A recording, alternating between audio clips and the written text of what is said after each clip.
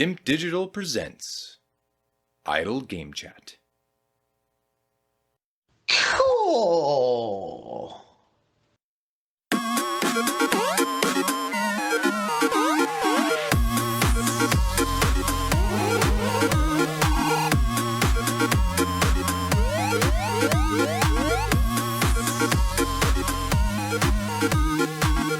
So Logan, your arch nemesis Adkins inches ever closer towards a Grand Prix title. Controversy still swirling, but what is not controversial is his second from last game is out with Like a Dragon Gaiden, the man who erased his name.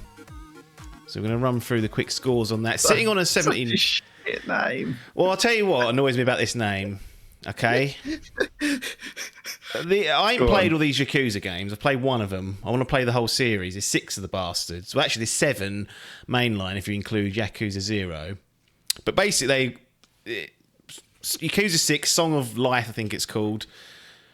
They said, look, we're wrapping up this story arc of Kiryu, who was like the main character for those 6. So that's like the end. That's the end game, if you will, for that particular character. And since then, they've done Yakuza 7, which is just called Like a Dragon, I think, now. And they're sort of changing the name of it. And it's got a new protagonist, essentially. And yet, I mean, look, I'm well behind in the series. But when you start chucking out spin-offs or story extras featuring said main character, and then you have the subtitle, The Man Who Erased His Name, I begin to suss out what's happened at the end of that 6 without playing it. What are we doing? What's the need for that? Call it something else. Revival, I don't know. So now, well, I'm not going to look it up, and I don't want to know if my assumptions are correct, but if I had to make a guess, I would make the assumption that he may well erase his name towards the back end of Yakuza 6. And I bet John Wick 5, the man who erased his name. Yeah, and I bet you if you read the fucking store page on this, it'll say, you know, Kiryu, who had to give up his fam, all this shit will be there to set this game up. So that annoyed me, but that's what you get for being so slow to get off the mark. I mean, I've had over a decade. It's just a shit name for a game. It's just a shit name. I don't mind Like a Dragon Gaiden. Like, that's fine. The man who erased... It's just too long. Pack it in. Wow. They've got themselves a 79. So, well... It's not, though, is it? This is the thing. Up to snuff, some are saying. Mm. Well, I lost my salt button there. Let's have a look. What we got? IGN, 7 out of 10. So it's a bit below what's being offered. It's just shy of an 8. Like a Dragon, Gaiden's combat hits with flash and fury, and its story is sharp, but its setting and side activities feel a bit more on the stale side. So that tends to be the general gist of a lot of these Yakuza games. The side stuff can be stale and bloat. But anyway, it's given Adkins a 79. That leaves him 29 points off paper, who currently leads the Grand Prix. There's still, we don't know whether this day before is going to come out and get scored, whether it's going to be allowed. My view on it is the day before should be allowed, because at no point did we ever say no early access, as far as I remember. And we have allowed DLC, we have allowed re-releases of games, we have allowed all manner of tour. Mm-hmm. But I know you're anti-Adkins, just to get him to make sure he doesn't win, just to sink him, you know, from a personal vendetta. But if you were in his shoes, how hard would you be fighting this potential ruling from the stewards, who are not me? I am not the stewards. It's not the dog either, people are saying. Ain't him. He ain't got the brains for it yet. Working on it. I don't know. It always amazes me that there's things that crop up this far into the process. Yeah, because you'd expect them to largely be flushed. I mean, we've been doing this, I'm going to say like 7 or 8 years, it feels like, in some format. And obviously not in the format that it's found itself, but in some format, it's been around for a while. And there's still these weird things that crop up, which is good, I think, because it keeps it interesting. Like, a bit of controversy is always good for publicity. But I don't know. I don't know where I'll sit with it. I've debated it, obviously, in the group and stuff, but... You've tried to get a rise out of him. That's what you're doing. Well, there's no debate going on there. You're trying to fish him. A little Putting bit. pressure on the lad. And that's why he goes every Friday and drinks himself into oblivion because he's worried about this day before not coming in. He'd do that irrespective, I think. That's true. It's nothing to do with this. But yeah, I think as we said before, he's given himself an unnecessary quandary. Yeah. More than anything. And that's the biggest issue with the whole thing. It could have been avoided. It's not like he needed to risk it, and there he goes and finds himself in a spot of bother. But I think I did read the messages in the group yesterday, but he's pretty much got it sewn up anyway, hasn't he? What's that, sorry? Or is he not? Who's that, sorry? Adkins. Well, he needs 29 points. Right, so he needs something. Even Gollum would have done it. It scored a 37. That would have been enough. But without that last game, he ain't going to get over the line. He could have put Call of Duty in and got himself a 53. Yep, that would have been more than enough.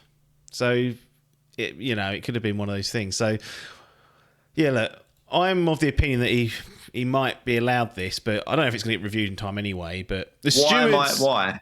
Why what? Can you give an opinion, or are you not allowed to? Have you got to remain... My view is I've never said you can't have it. So what? And we've allowed all manner of shit. We've allowed the game being released on a different platform and getting a new page to be allowed. We've allowed a game that had early access reviews, got them scrubbed, and then came in again, which Adkins did profit from, and so did Parkey.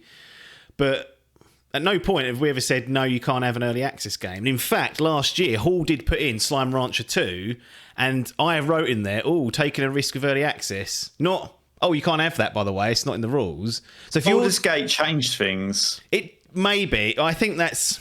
I don't know. I think that's a Klopp Baldur's Gate changed it because we shouldn't have allowed that from the start. Then is what we're saying, because the problem with Baldur's Gate is that it was specific on OpenCritic around being early access, and you were quite.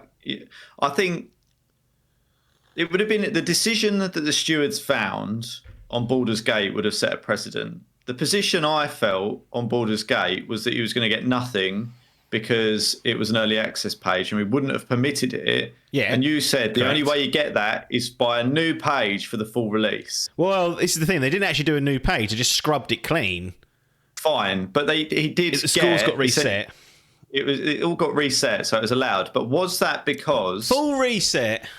Because I'll tell you for why, right? If we're allowing someone to get an early access version of a full release game, he should never have been allowed Baldur's Gate anyway, because it had a score.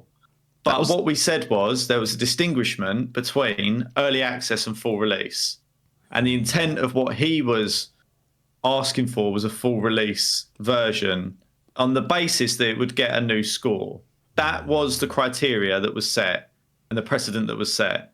So if you turn that on its head and the page that goes up says early access and it's scored as early access, he shouldn't be permitted it because of the decision that was made on Baldur's Gate.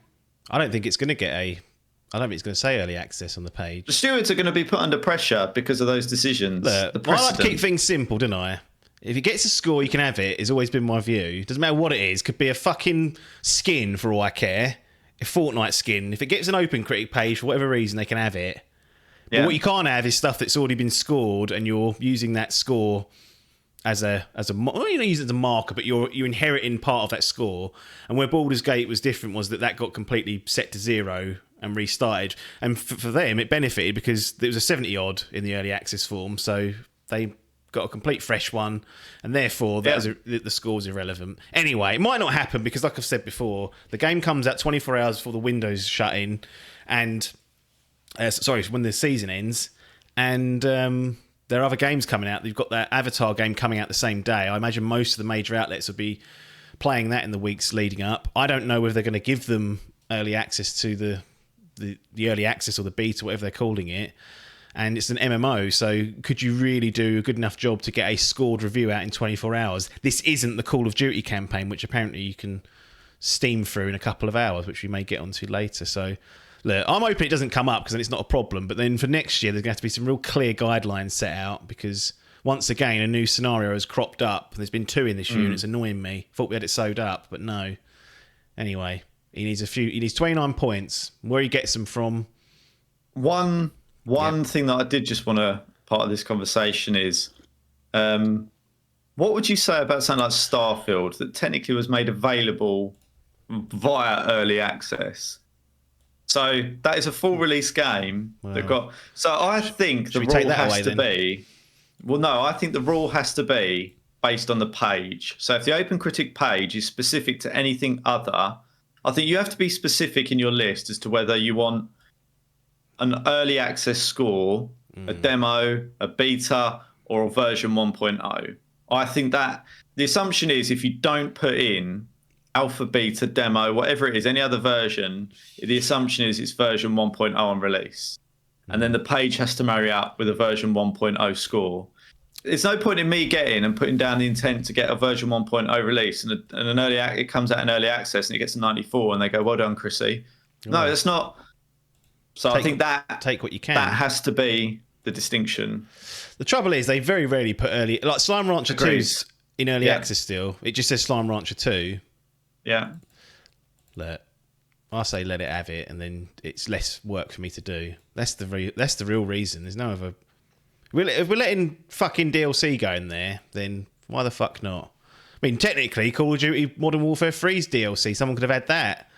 That'd have been a full game, but they've charged 70 quid for it. It's the most expensive DLC in history, apparently. But I don't know. Hopefully it won't occur and it's not a problem, but we'll keep an eye on it. I think there's only one more game due out. Parky's got Super Mario RPG.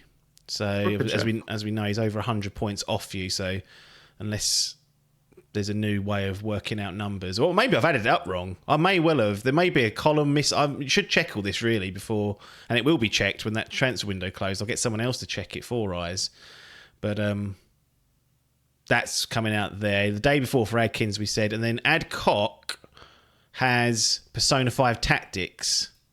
Now he can go to the top of the Grand Prix if it scores 91. That's a big ask for a spin-off game. Now, Persona 5, or Persona 6, I should say, if that was the full meat game, brand new, I'd have no problems in predicting that as an upset, but that's a lot of fucking weight for that game to bear. So I think he's just going to miss out. But he's been so bad at it that he can't really complain that he's even this close to doing the unthinkable. So at some point, well, he has, isn't he? He knows he has, and you think he's been disappointed with his performances ever since he's come into this. So pleasantly surprised in some ways. Absolutely. And then we've got Hall with Super Mario RPG also, who's just absolutely nowhere. Absolutely no. And in fact, will finish last, even if Adkins only gets 9 games. Rock bottom. That is an abysmal performance, and it'll all be debriefed when the season is over. What was the exact date? Was it the 7th or the 8th? The 8th of December 2023. It affects, we do have something that basically affects your rating, right? Like a seeding position, don't we? If you finish, I can't remember. It's where you finished the year before. So if you finish, basically if you finish first, you go up to the championship. So you don't need to worry about it. If you get demoted, so Parky will go back into the Grand Prix. He will be plumb last. That's how it goes. You go to the bottom of the ladder. So it's a real struggle for the losing captains. Have to give them the Samaritans numbers to make sure they're all right, because people get a bit low and they're like, oh, I've got to fight back from this position. But anyway, that's the way it's got to be. And then, so it goes in the order that you finish. So, a higher finishing point in the Grand Prix gives you a benefit the next year, because you could be first, second, third, in the seedings, meaning you're more likely to get your higher rated games.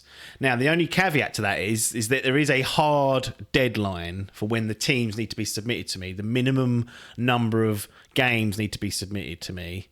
And if you miss that, you sacrifice your spot. I send one, I don't even send a reminder. I just send, here's the date, and then I'll leave it.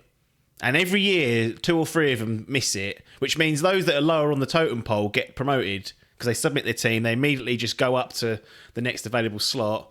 Those that are behind the curb end up fucking scrabbling. It's then first over the line, and they're scrabbling in real time to get the teams out. So almost every year that happens, because you have to literally wipe their asses to get them to do it.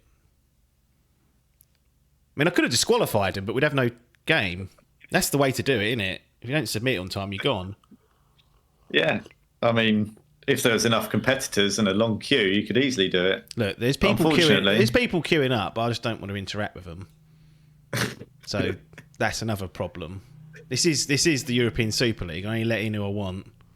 There ain't no promotion or demotion or anything. It's like a NFL or a fucking American sports league, isn't it? That's how they run.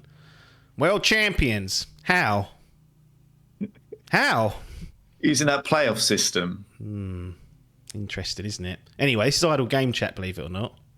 Dimp Digital's flagship video game podcast, talking about the ups and downs of the video game world, and usually give some impressions of a game that is out. Not a recent game necessarily. Could have been out years.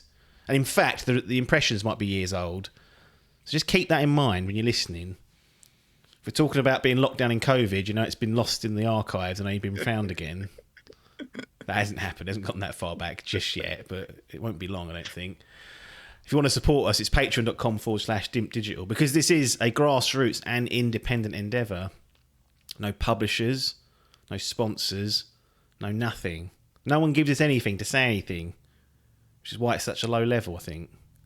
Because when you start getting paid for it, I think people start putting the effort in when there's a bit of money coming in, don't they? Or if it's their sole job. Like if you think, I've put all my eggs in this basket, this better be good, otherwise I'm on the fucking dole line soon. Yes. And you kind of have to, whereas that's not the case for most of us. We've got other work, unfortunately. But the lotto's being played. If that comes in, probably wouldn't even do it. I'll be that lazy, I think. Well, what's the point in even bothering with that? I used to do the lotto, like, every week, but it's quite expensive to... It's about £20 a month I see fly out my account. Pretty much, give or take. If you want to play that Euro Millions, that's the one to get. Yeah. If you win that normal... Yeah. Look, I'd love to win any of it, but the fact that UK lotto now is not even breaching 1 million half the time, you would 7.1. Well, what, the UK one is? Well, this Saturday, rollover. Right, okay. I don't know if it's a squad rollover. Staying corrected, but I've seen it for like a few 100,000. I'm like, look, if I'm going to roll the dice and my one and only opportunity to ever win the lotto, it's got to be for maximum play, isn't it? Because you're never going to get it again. It's very unlikely, and you're never going to get it anyway, is the all likelihood. But on the off chance that karma strikes me with some good luck, I want it to be on with the most at play. What do you do about numbers? Do you do your own numbers or do you do lucky dips? I do my own numbers, but I don't know what they are now, which is key, because if I knew what they were and then I stopped and then I saw them, well, I think you can't continue. I think you'd have a reasonable... I don't think people would begrudge you if you did that, if you saw that happen. So that's the whole point. If I've forgotten what the numbers are, they just get played. I used to just do lucky dips, and... Yeah. My concern with that is... They're choosing for me. Well, they're cooking the books, aren't they? I mean, I know that people do win off lucky dips, but I always think, surely at some level, someone's meddling. I'm like, well, we'll just make sure we put this shitter out so they don't get anything. I don't be trusting it. It's all electronic anyway nowadays as well, so it's all a swindle, I think. I don't like it. Or that postcode lottery. Have you ever tried that? Never done it. No? Well, it's like, at what point do you draw the line between chucking money down the drain? Do you know what I mean, though? It's kind of like, how many of these do you get involved with? Yes. You may as well go to the casino with 50 quid and just have a few spins. Do you know what I mean? Yeah. I mean, the stakes are already super high, like in terms of like realistically what you're going to get out of it. And the odds are really low. So I just think, well, I'll just do that. Yes. Well, there you go. Lotto talk installed. I wanted to touch upon GTA. Well, I'm sure it's going to be called GTA 6. They've not actually said that. It's the next GTA game. So essentially what we're getting is next month, so December, they're going to show the trailer for what the next Grand Theft Auto is. They said early December, we will release the first trailer for Grand Theft Auto. I don't necessarily want to discuss it because I actually think that what we see will be... Typically, limited. Rockstar's first trailer isn't all that. It's just exciting to kind of see the setting and see random shots of traffic going by. Like, it's never action packed. It's not until cinematic. And it is what it is. So I'm not going to get overexcited for it. I mean, we all knew it was coming, so it's not like it's like, whoa, out of nowhere. Yeah, it's not like when we're going to do Bully 2, then you'd be like, oh, that's interesting because I wasn't expecting that. This was always on the cards. Yeah. So we're going to see it at some point. But I did want to touch upon it because this feels like, out of all the games that come out, the many hundreds and thousands that have come out over the years, there's something about GTA that just is a moment. It's just mass appeal. I think they've shipped 190 million copies of that GTA 5. I mean, that's got to be one of, if not the most successful game. It'll be up there in a single release. Yeah. I know they released it again on current gen and PC, but I mean, it's not like, I don't know. I struggle to find what would be up there. I mean, maybe Wii Sports would have been decent because everyone had that when the Wii was running riot, but in terms of longevity and everything, it's incredible. Like, and the thing is, it's still super playable. Like, it's quite an incredible. Like, when I actually think about it and think how long ago that was we were playing it, like, and it's still there. What you got? Minecraft, 300 million. Well, yeah, that's true. Phil's got that now. He still needs more. Well, what more do you need? Lot of that. I say a lot of that. There's probably when that was still with Mojang. Yeah. Tetris. Lurking. I don't trust this list now. What the fuck? Initial release 2000 what the fuck? Tetris EA? What the hell's this? Oh, it's a fucking mobile. Well, fair enough. I mean, that's not the list I wanted, is it? But anyway, Wii Sports is third technically on the console side, and then PUBG apparently. And we'll get into Nintendo later. They're lurking. PUBG 75 million. Absurd. Anyway, GTA 6 or whatever it's going to be called. Yeah. Any thoughts? Guess not. We haven't seen anything. We don't know anything. No, I think it's still going to be a while until we see the game. Even when that trailer comes out, there's going to be a long period, I'm expecting, between that first show and release date. Yes. And it'll be delayed at some point. So whatever date they give, they won't give a date this time, but whatever year they put, if it says 2024, I'll be like, no, it's not. No, I would expect late 2025 minimum. It wouldn't even surprise me 2026 crops up. I don't know. Well, it depends how far along they are, but I would expect it a bit later. But yeah, it's good to actually hear them acknowledge it and talk to it and begin that long hype train that we're going to be on until it comes out. Yep. Early December. It might turn up at the Game Awards, you know. I mean, it could be part of that. I mean, they don't need to use that, but you know, if I'm Jeff Keighley and I know that they're going to drop something in December, and they would have known about this many months ago, I'm shifting heaven and earth to get that on that show to be the debut. Saying, look, get that on there as a show closer. And he can smirk as he counts his millions from that. Just for chucking a trailer up. But we'll see. It's going to be a moment, and Rockstar don't come out very often, so I'm interested to see what sort of trailer they give us, but I don't expect a lot. Fucking BBC had an article up on it. Yeah, I mean, this is what I mean. It's got that kind of universal appeal for all age groups. All over 18s only. Says it on the. I mean, yeah, it does say that bit, ain't is it? It's getting played by everyone, basically. Indeed. Right, we have to talk about this Call of Duty Modern Warfare 3 campaign.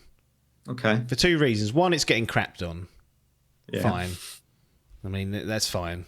It happens, doesn't it? You have a shitter now and again.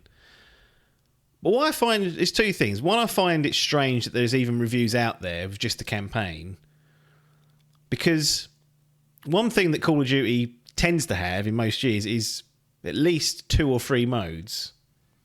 Like, you've got the campaign, yes, that makes up one part of the pie. But you've got the online multiplayer, which is arguably the biggest part. Then you've got zombies. Then you sometimes even got like a Spec Ops mode or something else, like a co-op mode I've seen lurking in there. So yeah, why is this getting raked over the coals before it's even had a chance to breathe in terms of zombies, in terms of multiplayer? What's going on here? Is it because they allowed people to play it earlier and they said, well, we might as well just crap on it to get the clicks in? Well, because you've said, and I agree with you, that it seems a bit disingenuous to say, 53 for Call of Duty Modern Warfare 3. Like, well, that's a quarter of the game that's been looked at. probably less. I know what you mean. But yeah, I mean, it's a port. Don't get me wrong. The campaign looks like absolute dog shit. They've really dropped the bollock there. So if you're in it for that, probably don't. But we know the game's more than just this campaign. So what? Because all these scores are going to get adjusted in a few weeks. Will they though? Well, they should. That's the way I look at it. My opinion is that the score is almost throwaway because it doesn't reflect. Like, you wouldn't just. What other game gets reviewed on the basis of it's just one element of it? Do you know what I mean? It's a really odd thing for them to do. I don't know whether there's precedent for them just reviewing the campaign and changing the score later based on multiplayer, whatever it is, but I don't recall this being a thing before where they just do the campaign early and then review, that's the game done, review, score out. Like, I don't know whether there is a bit of with all of the swirl around the Activision Blizzard takeover, Call of Duty onto Game Pass rumours and discussion and all that kind of good. Like, are they just riding the crest of a wave for the clicks? I don't know. I mean, there might be a valid reason why they think this is the right thing to do, but I don't particularly see or understand it. And yeah, the campaign's shit. I mean, in a good year, the campaign might only get a 65 anyway. Do you know what I mean? Like, it's not the main selling point of the game. It's a Brucey. Like, as we've said, we'd rather have more content than not. And the one thing Call of Duty has historically always done is chuck out and give you plenty of shit to do. Like, in terms of value, it's been a good value proposition. But it's strange that reviewers have just jumped on this shit campaign to crap on it. I don't really get it, to be honest. My theory is that if this had been good or indifferent, we wouldn't have had any of this. But the fact that it is so poor, they believe there's a story there to be had, and therefore let's get it out there early. And like you said, we may have just not tracked it before, but it seems, like I said, it seems somewhat disingenuous to chuck a score on it, knowing full well it's going to get picked up, and people are going to look at that and go, "Oh, that's dog shit." When in fact, the main meat of the game is not that. But I think they knew this from the start, right? I think all the rumours that were coming out about this game and the fact that it was only meant to be originally DLC and then they've gone for this full fat release, the fact that the development cycle's shorter than previous years, all these things have combined, I think, for some, I don't know, I wouldn't say like a desire to crap on it, but people smell blood, right? And I think bad news sells well, right? And it generates the clicks generally. Especially for something like Call of Duty. Well, yeah, and we'll put it in the title, make sure of that. I do think there's a bit of banging for blood on it, which is interesting because it always reminds me of like in football when they went after Mourinho and then he fucked off and they chased him out basically of England and they went, we've got nothing to talk about now. We've got no sound bites. This is the same sort of thing with this VAR. game. Every fucking decision's microanalyzed. Well, they've got that, but they pick on saying no. But I think the point is, it's like you don't want to just. It's because on the whole, Call of Duty. Although I don't particularly like it anymore, and I've grown out of it, and the way I like to put it is we've grown apart, right, and that's fine. It's still at its core pretty good. Like really, like the gameplay's relatively solid. Like they've had some issues around content and stuff, but there's plenty for people to do. Like it's not like they're absolute complete rip-off merchants charging £50 for an online only game or whatever. Like they do continue to chuck out content.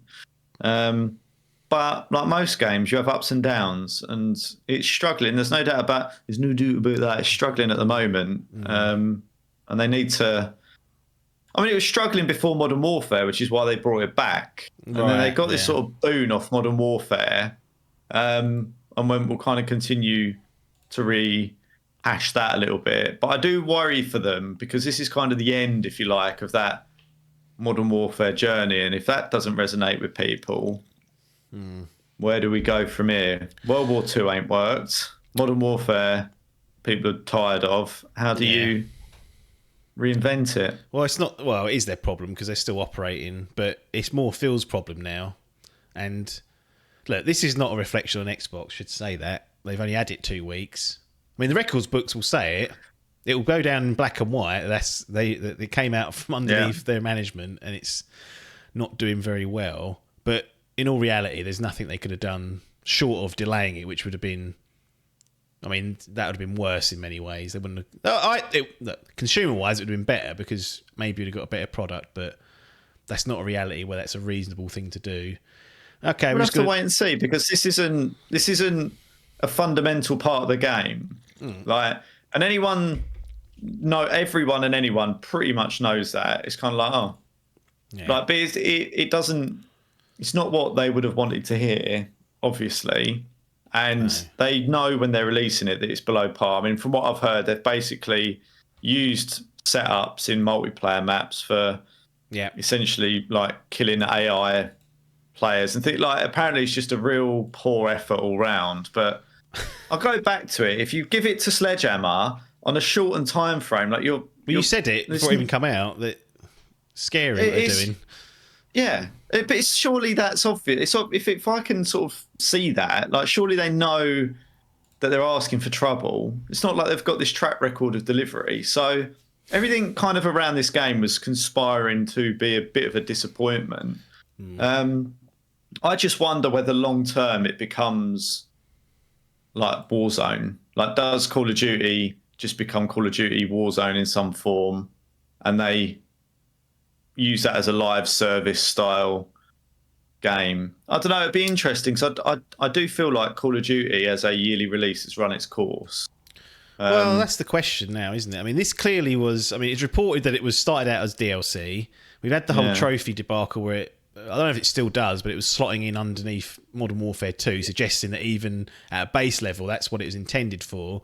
You then got this half-baked campaign, which suggests again there. You brought up the good point that Sledgehammer have had a truncated development cycle because their last game was 2021. You don't be chucking out another game from the same lead studio in 2023. That's just not common. You've got 3 teams there. You cycle between them all. Yeah, and yet that someone at Activision went, well, let's just charge the full whack for this and see if we get away with it. And I think that's what they've done. Whether the multiplayer and the zombies pulls it out the fire a little bit is yet to be seen. But you'd be forgiven for thinking this isn't going to trend very positively, regardless of what happens, because there's reports that they were basically crunching all the way through this to get it out the door and all this nonsense going on. And it's kind of like, you kind of shrug your shoulders and say, what's Activision? What do you expect? They're not going to miss a Call of Duty deadline. But in the new world, sort of from next year, I look at Phil's seat and I think, what's his view on this? What's Xbox's view? Because ultimately, the next one will reflect on them much more heavily. So if we get more reports of garbage, if we get more reports of it started as this and they're charging for this and whatnot, They won't want that. We know Xbox are very careful about their optics and their PR, and they do a great job at keeping on the up and up from that perspective. They will not want their first Call of Duty to come out and be crapped on, basically. And it makes you wonder whether they look at the nuts and bolts of that and say, well, why this year did Sledgehammer have to get involved and do it? What happened in one of the other game cycles that went wrong? And is it realistic to keep expecting this churn of yearly releases? And I wonder whether they're putting themselves under pressure for it. Like it's a real, in a weird kind of way. You think you have to tip your hat to them that they've been able to largely keep the quality up because even like the Sledgehammer ones, which I haven't liked and enjoyed, haven't been complete. I mean, Vanguard arguably was a bit of a car crash, but it's still not playable. People didn't enjoy it and it didn't resonate. But I think it's commendable that they managed to do it, like in the way that they do. But I've long said it, like it doesn't need it. Like, and they're putting themselves under all this pressure to basically drive commercial results. It's not like a FIFA game where you make a few additions, or a Football Manager. It's like an iterative version of a game. They're trying to redevelop a new game for a new release every year. New setting, new story, all this, that, and the other. It's always... it's really hard to do. And I don't know. I just wonder whether that 20 years of that has run its course a bit. Do you think Xbox will look at changing it? Maybe, well, not next year, I wouldn't have thought, but year after that, or do they say, look, commercially, it's just too much of a... I think commercially, it's really difficult to chuck that, because for whatever I think and what I do, like, I'm not buying it. I've got no interest in buying it. There's people that will go out and buy it. They're not looking at review scores. They don't care. They just want that Call of Duty, that latest experience, and they'll take their chance whether it's good or bad. Like, so I think they know that, and they'll continue to do it. But all good things have to come to an end, right? And I think one of the things that Call of Duty's done particularly badly, I'd say, is reinvent itself. It's still doing now what it was doing many iterations ago, which is campaign, which is, competitive multiplayer, which is zombie. Like, they've done Warzone, which has become a separate thing. But do they need to keep bolting stuff on, or do they just go, right, we need to refocus the game at what we want it to be? So what do you want it to be? Does it need a campaign? Do we need to keep doing that? I know that but this is the point. Stop pleasing everyone because you're pleasing no one. Wow. That's the biggest problem, is they're trying to appease to everyone, and the quality on everything is dropping. So they need to, I think, refocus the game at what they want to get out of it. Do they want to do an annual release? Do they want to do... I mean, ideally, in their world, they'd want to do annual release, season pass, do all that stuff, get their live service stuff and their annual release, right? But is that feasible? I don't know. I'm not convinced. No. I hope that Microsoft do take a look at this and actually ease up on the yearly release. That would, I think, at a consumer level, be better for most people.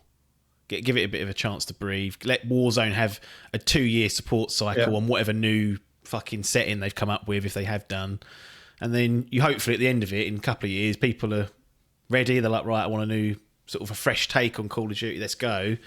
And at the end of it, you get a better quality game. Those that are buying it on PlayStation or PC get more bang for their buck, and those that are on Game Pass go, well, thank you very much, I'll have that. But it'll be a difficult thing commercially, I think, to do. But sometimes you just got to take the hit and go, look, what's better for us as a team? Is it better to have a game come out here and drag reputations through the mud? Possibly not. Yeah, I mean, they might have a different perspective on it. I still think Warzone has probably caused hurt problems. Them. Well, it has really... It's gave them a conundrum, isn't it?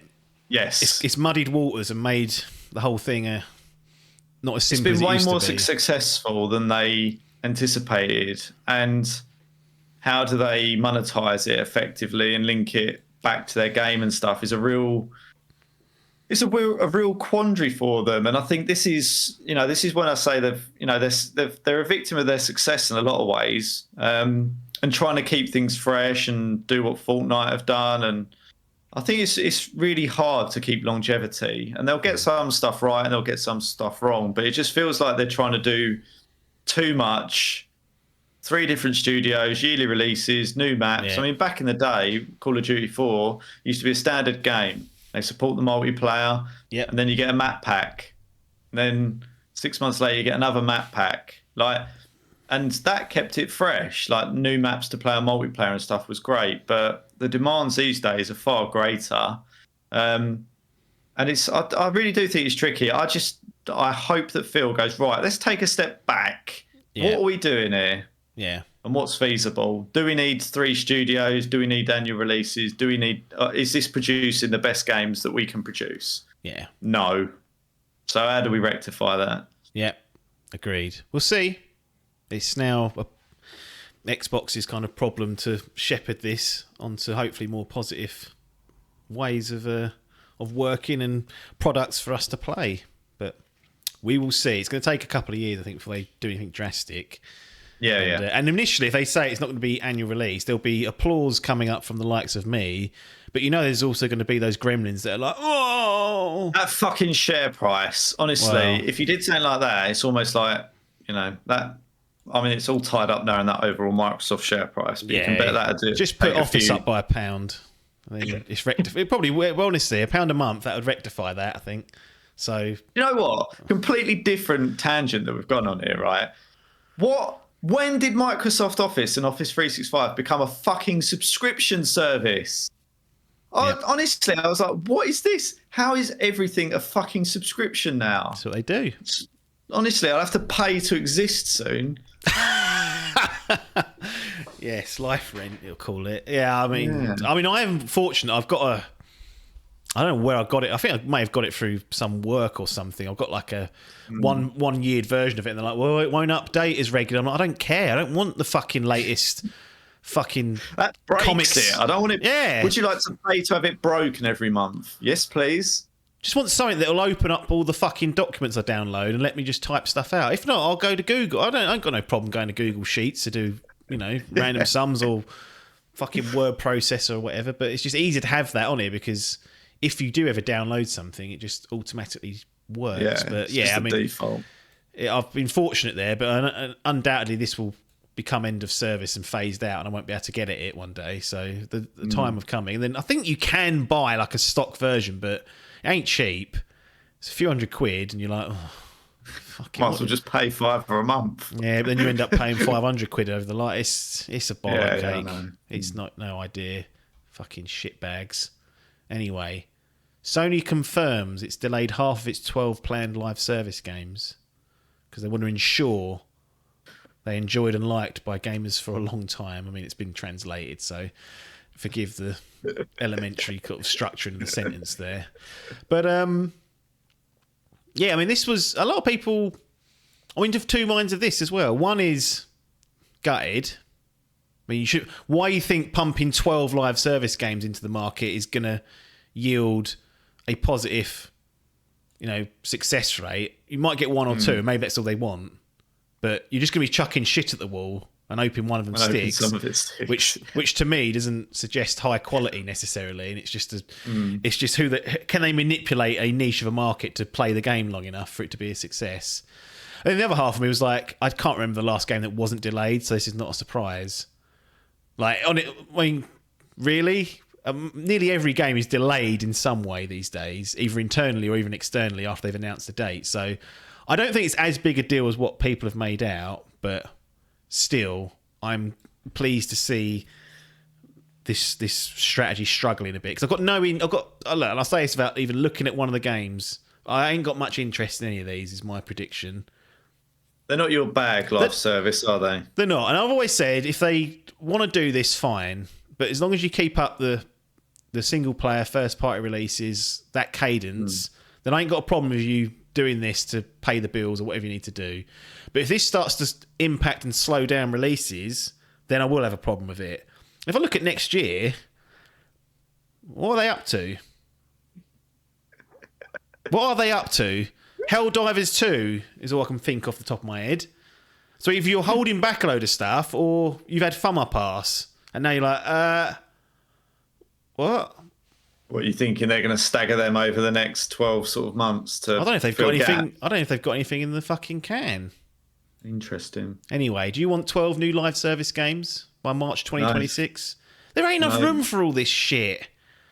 Everything... This is what... It's ironic because I just said about subscriptions and things. I'm exhausted by the requirement to constantly put a hand in my pocket.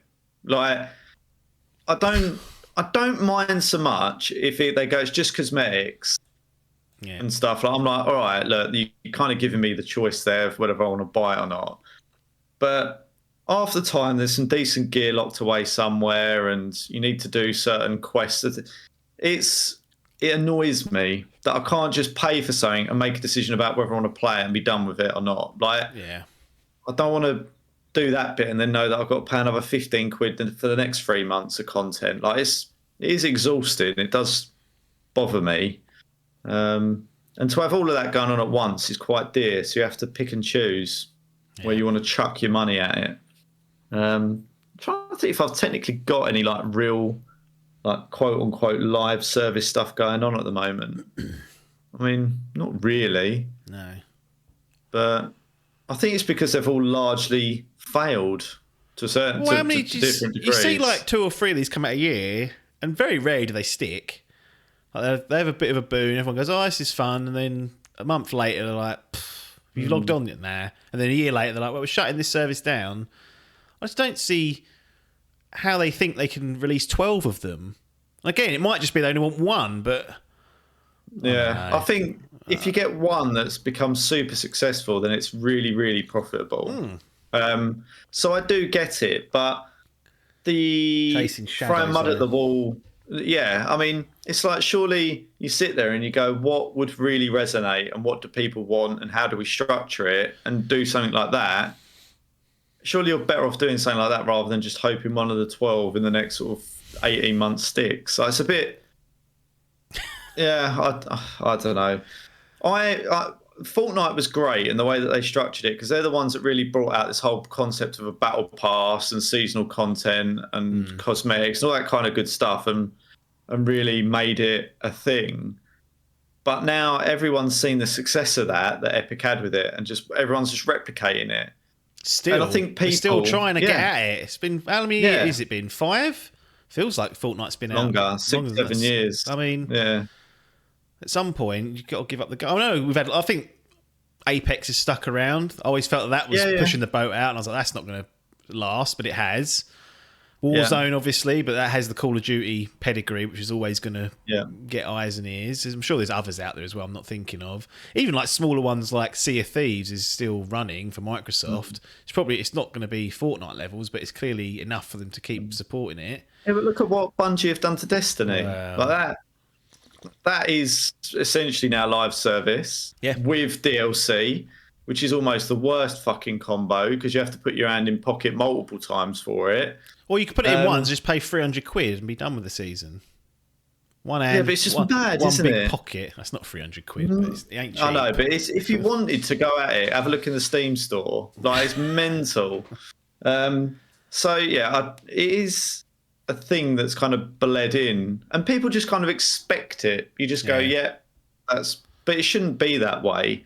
There's a time and a place for it, and I think the way that Fortnite was structured, free to play, cosmetics and stuff is the way to do it. I prefer it that way because then I don't feel like I'm missing out on stuff and it's not locked behind paywalls.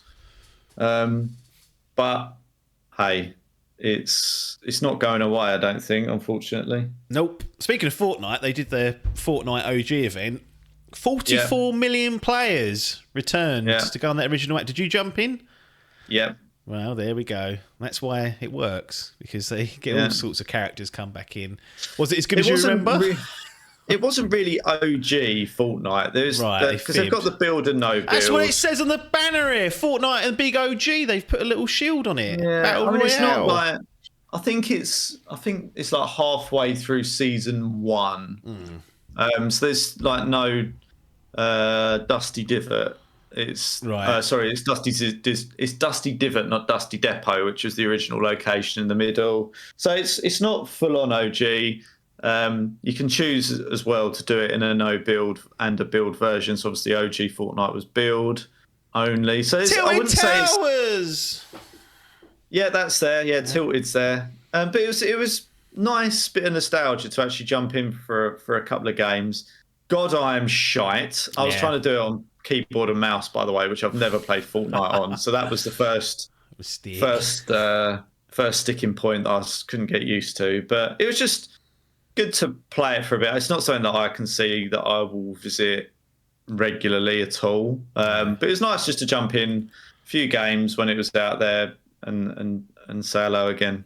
Yeah, fair enough. It's I've seen all manner of people jumping back on it just for the nostalgia, I guess, at this stage, which is mad to say. Yeah, it's still. I mean, it's the one thing that kind of put me off Fortnite and never playing it again was the amount of shit that they've done to it. Like, it's such a vastly different game from the one that I played sort of 5-6 years ago.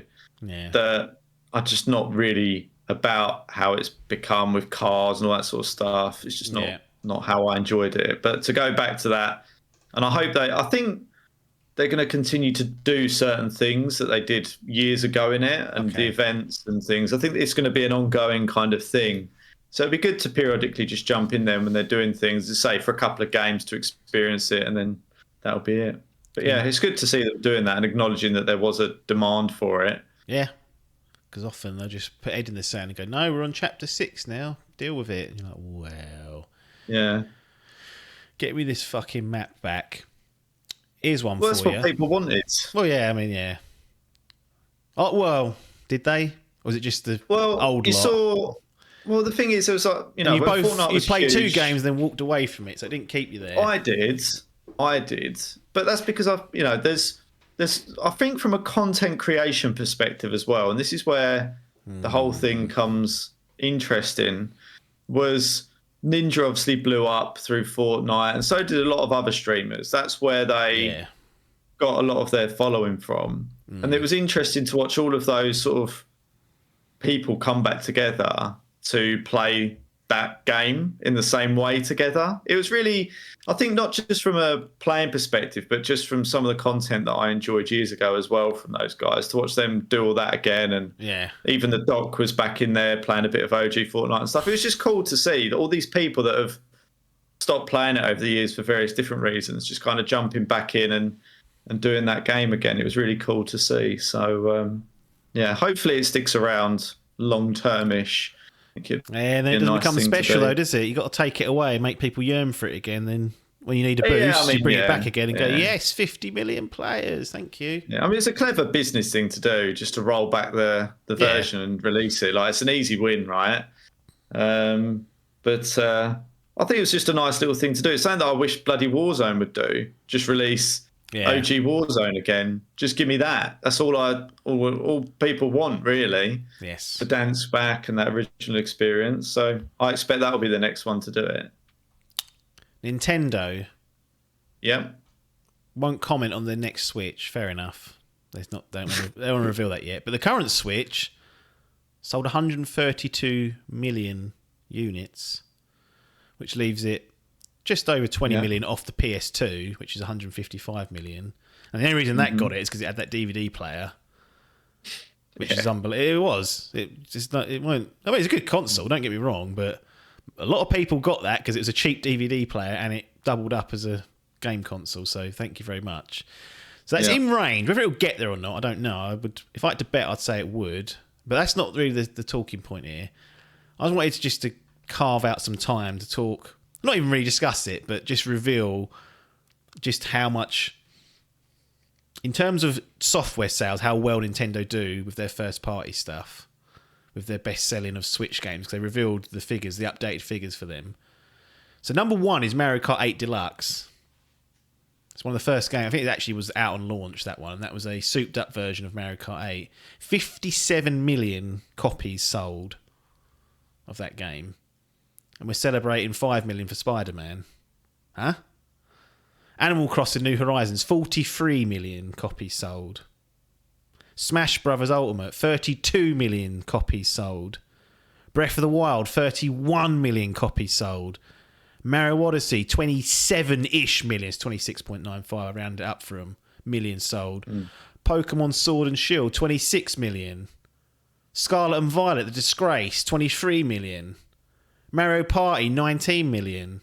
Zelda, 19 million. New Super Mario Bros. U, 16 million. You talk about different gravy, and that is real money printing industries there. And it's from, guess what? Making video games. Not live service, not fucking subscribe to this, not do that. It's, we've made a platform, we've made a game for it, have at it. Which proves that the old model can still work. And Nintendo are probably the best at it at the moment in terms of quality and quantity. Yeah. Yeah, can he disagree with that? He reluctantly nods it in. Well, no, it's not reluctant. I think I prefer... We crap on Nintendo a lot, but when you look under the hood, they release some shit and it still does well. Like that has to be acknowledged. Like it seems like they can just release whatever they want and it gets them fucking 10 million copies sold. It's really weird. But you know, you have to say that they do really well, and there's a universal appeal. Yeah. Again, a universal appeal, right? They don't release a fucking Spider-Man game that only us superhero nerds want to play or whatever. They can release a Mario game and people from 5 to 75 will play it. Like, they've got a huge market for their games. They've got a huge cult and legacy following. Yeah. And they're good games on the whole as well. Like, you know, so everything always meets the need of and the wants of what the consumer base want. And they're super easy to pick up and play. They're not particularly stressful. Well, they can be, but they're you know, they just hit a real sweet spot for the maximum number of their audience, and you have to sort of applaud them for it. Yeah, it's that's the model I'd like to see Sony and Microsoft do, but release good games regularly? Yeah, that's all I want. To be honest, that's all I want.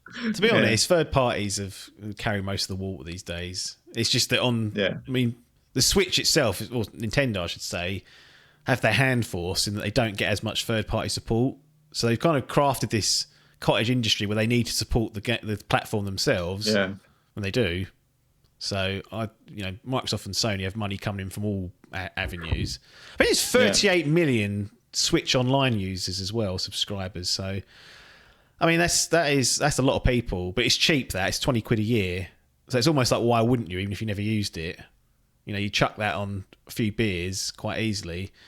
When you start asking for £20 a month, different kettle of fish. But Switch doing well, Nintendo doing well.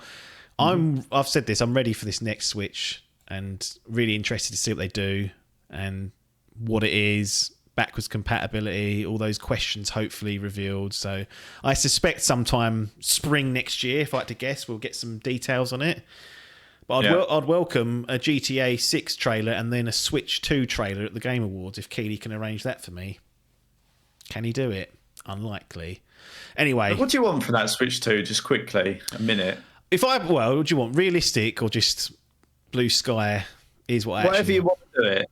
Well, I would like it to have a better console experience in that using whatever they need to use, whether it's DLSS or just making the thing more powerful. I would pay a premium to have a bigger box to run things better and at higher frame rates and higher resolution so that I can make the most out of my OLED. I just don't play on the go.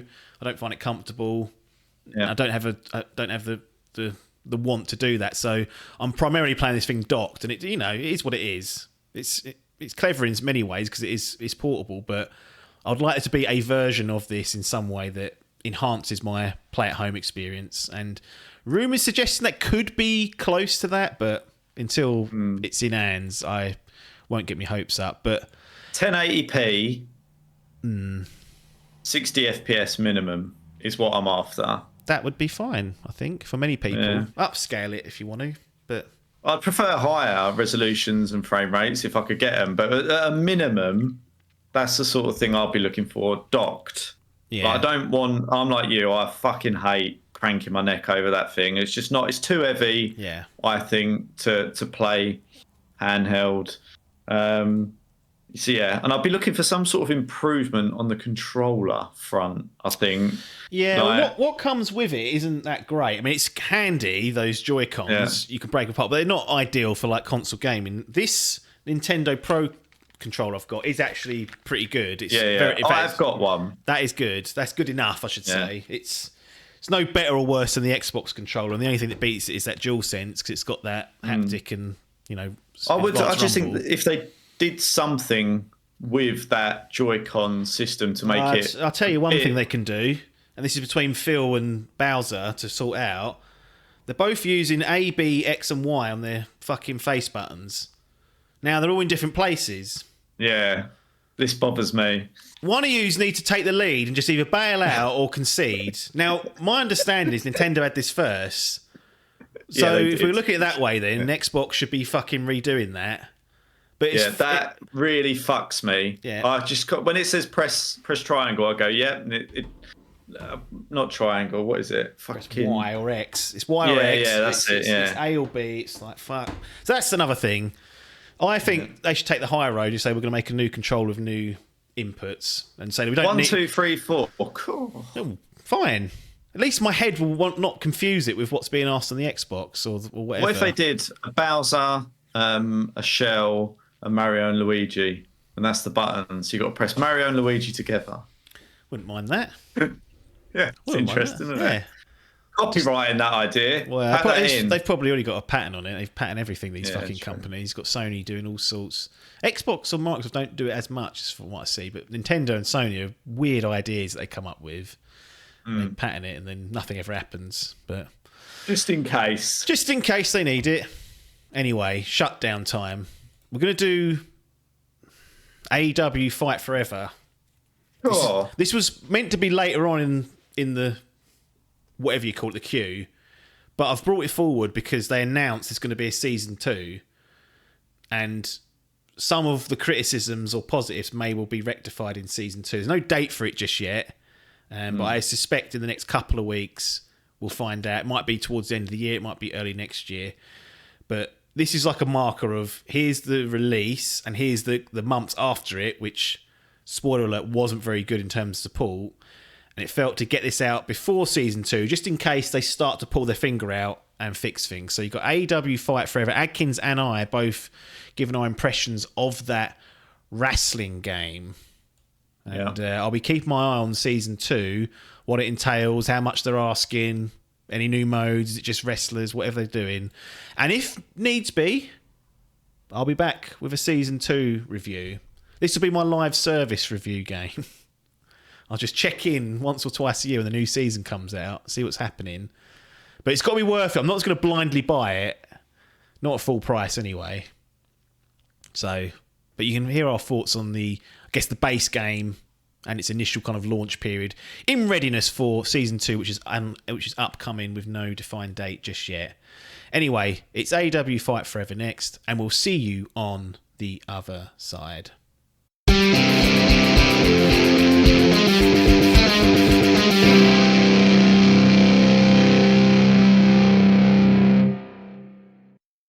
Welcome to the Dimp digital voicemail service. Please leave a message after the tone. Hello there, Adkins from Dimp Digital, here to review Zelda Tears of the Kingdom. Cards on the table again. Not played all of the Zelda games, but mainly the big heavy hitters: Ocarina of Time, Twilight Princess, and Breath of the Wild, most notable, because this is the sequel to it. And again, an absolute blinder of a game, this one. Vastly improved from Breath of the Wild. Some may say it's not the second coming, and it's an absolute barren wasteland. Although that barren wasteland does continue, in one sense, you've now got 3 barren wastelands, because you've got a barren wasteland up in the sky, the Sky Islands. You've got the main barren wasteland that's now adapted, and you also have another dark barren wasteland in the depths. But yeah, this one again improves on story. A much better story, a much darker setting. That was one of the big things I liked about this game, was its darker tone. I think a lot of people say that about Majora's Mask compared to Ocarina of Time. But yeah, this one had a much darker story, much darker tone, which was much welcomed. Yeah, like I say, you had 3 levels of exploration. The Sky Islands, where you can now jump up, fly up to, and explore them at your leisure, engage in more shrines, new puzzles, characters to meet. Same with the bottom, you got the standard, your Hyrule, massive map. It is the same map as Breath of the Wild, but things have changed. Places are different, so exploration is definitely welcomed and improved upon. And then you have the depths, which is a new fun way where you've got sort of bigger dungeons. It goes back to they're essentially like, whereas a lot of people didn't like the divine beasts in Breath of the Wild. These were like sort of definitely an improvement in terms of dungeons, but they're still not the OG dungeons that everyone wanted. But I'd say they're getting there close. So by the third game, I reckon they'll get them back spot on. But yeah, lots more added into this game in terms of dungeons and missions and challenges, puzzles. Brilliant. But the real star of the show was the new abilities. Notably, one ability called Ultra Hand, which lets you sort of glue anything together and stick things, able to make vehicles, and also you can improve your weapons. There's abilities to add things, because my biggest gripe with the game and a lot of people's was the weapon durability. This is not eradicated, but definitely improved by you can now improve any weapon by adding stuff to it. It's like a big boulder rock, an item you find, a sort of element to turn it. So you can sort of turn any weapon into an upgraded version, or a lethal weapon with elements like fire, ice, and just the possibilities are endless in it. I mean, there's so much you can make. If you are with that sort of creative mind, you really can go to town with it. And there's so many ways to sort of complete missions and stuff. Like if you're trying to get into a certain outpost or something, whereas normally you'd have to go through the way and take on a load of bosses, this time you can just make a sort of ramp out of wood or something, try and climb it and climb over. It makes the shrines a lot better, because there are so many of them, and there's even more in this game. But it's just the sort of ways you can do it. There really is limitless, endless possibilities, and it makes you feel like you're an absolute genius, even though you're not. So, yeah, cannot say a bad thing about this game. Well, it's on the Switch, it's 30 FPS. That's probably, a downside, but overall, incredible. Quite potentially, and is my current game of the year. 100% it's going in the gallery, and it's getting a platinum. So there's your money. Raking's out. Here we are then, back with some game impressions to close out this edition of Idle Game Chat. You got apps here and the quiz. Well, are you the quiz winner by the time this airs? This is the trouble. We've had stuff over 12 months in the can, so this could potentially go into. I'm quite confident you'll win it again anyway, so it won't matter as long as we do it within 18 months. Then that'll be an accurate description of you. But it's Adkins, not Adcock, and we are here to talk about AEW Fight Forever. Crowns up for the United Empire, who aren't AEW. Well, Fletcher and Davis are sort of affiliated. Cobb knocking about once. Cobb came in for a while and did a couple of spots. They've kind of come over and done whatnot, but Fletcher and Davis have signed, haven't they, properly? They seem to still carry the green, so crowns up indeed. But this is AEW's. Well, it's not actually their first video game technically, because they did have the couple of mobile games out. That's right. I partook in one of them, and then they did a casino game as well and whatnot. But this is the first console game, Fight Forever, and before it was even out, it's being tabled as the No Mercy successor. That's what was being said, putting big pressure on it, which it probably didn't need, to be quite honest. Developed by Ukes, who used to do the WWE games until they had a bit of a falling out. Yeah. And who had a vet? Reckon Vince fucked him off.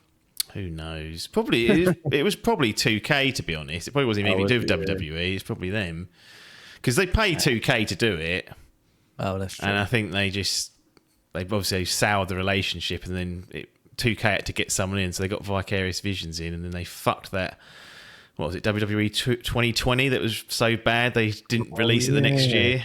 Yeah. We're having a year off of that. Yeah, but then in 2023, their highest rated game of the series, so they've pulled out the bag in some ways, and AEW is forever going to be in a seemingly a competition with WWE for better or for worse. People will not let it go, and this has been long in development, probably since the formation of AEW, which dates back to 2019.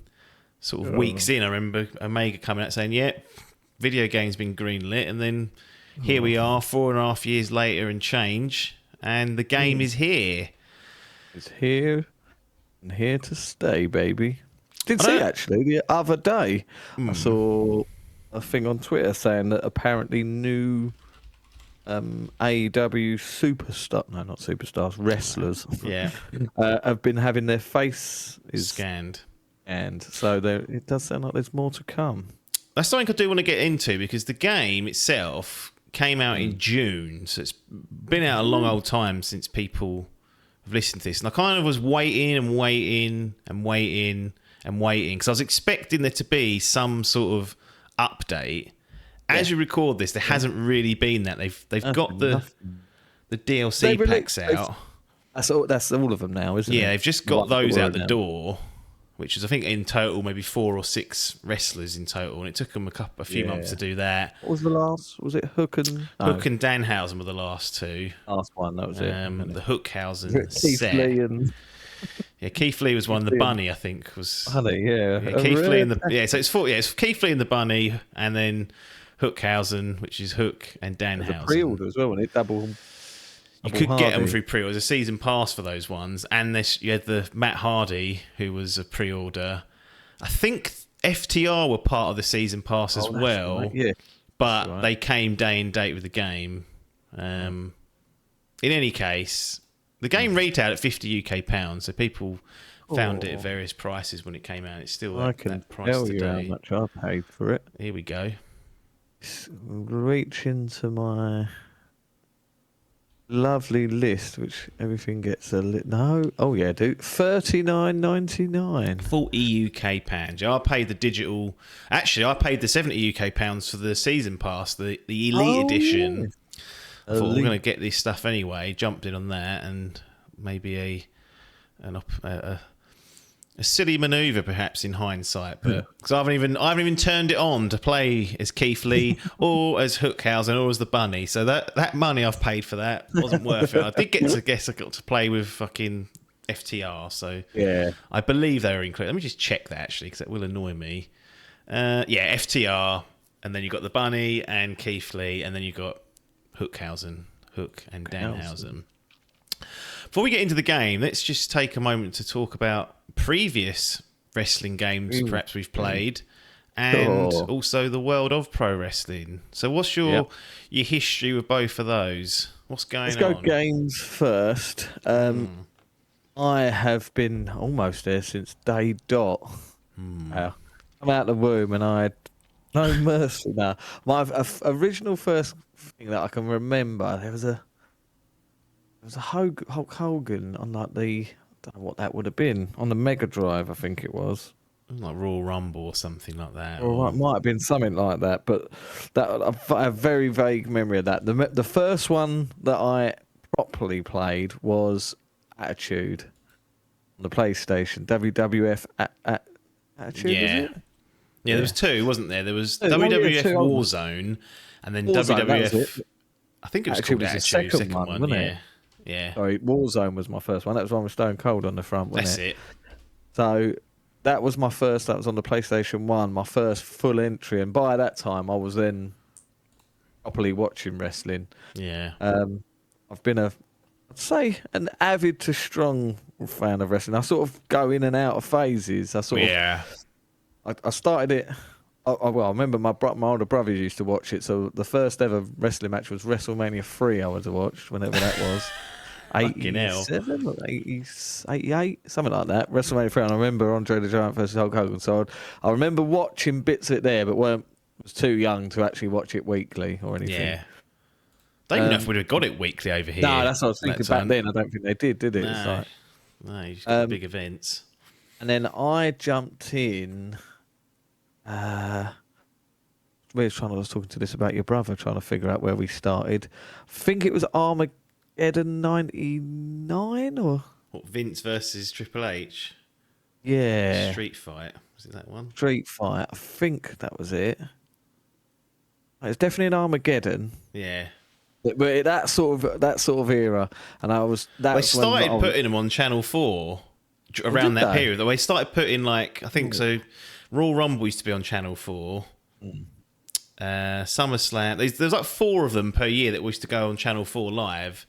So that's when I noticed a lot of people at school started to get more involved. Yeah, I remember having to get Sky, making my mum and dad buy Sky just so I could watch it. And I remember going around people's houses to go and watch a SmackDown on a Saturday morning. But so by that sort of time, I was very much into wrestling, and I carried on for years and years, and it started to fizzle out, sort of. Maybe 2004, 5, that sort of time, and I sort of was still in and out, but not watching it regularly. And then, went to see it a few times live, and I'd sort of dip back in, watch it for a few months, and then it would phase out again. So I've always had a liking of it, and probably since Punk joined AEW, He's been sacked now. He's been sacked now. When was that? That was 20. Just after the pandemic, wasn't it? So 2021, I think it was. Yeah. The first Rampage, and since then I've been back into it again. Much to your helping and young Piper's helping, and so it's been a consistent thing. But throughout that, I've always bought the games. Since actually every year, like the SmackDown series, I bought them every year, day and date. SmackDown versus Raw. It teetered off. I remember buying the last SmackDown versus Raw, and then when it started going into the 2K games, I think that's where I dropped off and played a couple of them, but not a lot of them. The 2K series, and then there was like a couple on Game Pass, and I remember, and then I bought last year's one. But the games apart from the 2K, I've consistently dipped in and played them, and most of them bought day and date.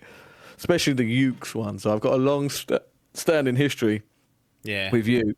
And 2 of the fondest ones that I used to love playing was N64, was WrestleMania 2000, which was the predecessor to No Mercy. Yes. And then the Holy Grail itself was WWF No Mercy. Also, there was the WCW one as well, wasn't there? Was it WCW versus NWO? Yeah, there's WCW Revenge. I think there was WCW... it might have been called Revenge Tour, but they had a handful of games out as well. I think they were actually done by AKI, the No Mercy people. Oh, really? Also had the TNA game as well at some point. That was... Yeah, Impact, yes. Impact, that's the one. Long-standing history, but a roller coaster of a ride, I'd say, with the wrestling world and gaming. In, out, shake it all about. That's what he's been up to. Very much similar for me. I mean, I watched it growing up.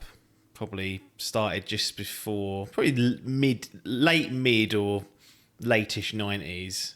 Started for WCW. I think you was a bit before me, because I suppose you and Dan... Was Dan watching it before you, or did you get Dan into it? Sort of at the same time. WWF was about the same time. Right, and WCW used to be on ITV.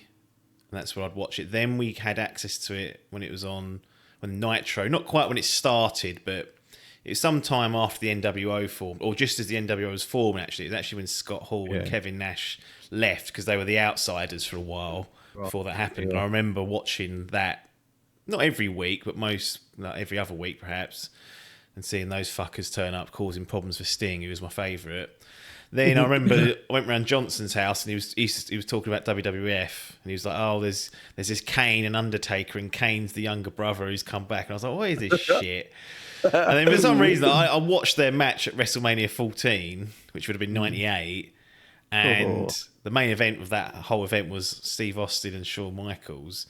But I woke up to watch it for the Kane Undertaker match, and then really since then I've sort of got hooked on it from like 98 through till 2001. Then I kind of started to slop off a little bit because they turned Austin heel, and it annoyed me. So I was kind of at that point waning, and then probably dropped out completely by 2002, the end of 2002. Yeah, sorry, I 2003. always think I watched it later than I did. It was when I watched like the first part of Batista, but then when he's sort of the rain was happening, that's where I fizzled. When sort of Hulk Hogan come back and I They don't bought remember. WCW, didn't they, in 2002? That's right. Yeah, so I remember all the invasion stuff. I loved all that. It was basically the end of the invasion, and then I packed in almost See, immediately I after that. don't think I was watching it properly when Rock versus Hogan. I missed. No, that was it. I was gone by then.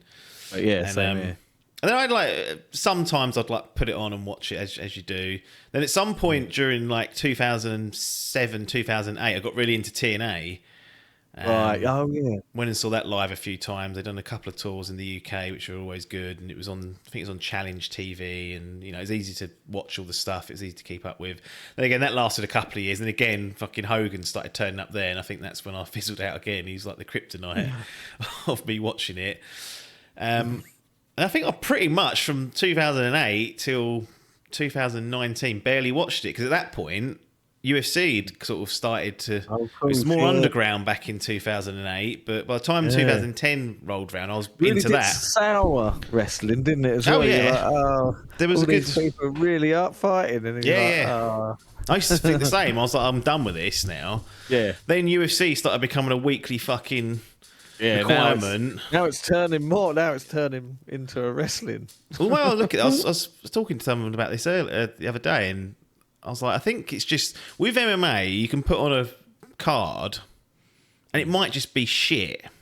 Yeah, like it might just be complete dog shit because all the fights are just dull and boring, and you're like, oh, that was a real waste of 4 hours or whatever it used to take. Yeah, I mean, wrestling can do that, but they're not. You won't have just stinker matches after stinker matches. Like at least there'll be some decent wrestling. Like it's always at a base level, like a minimum level of entertainment.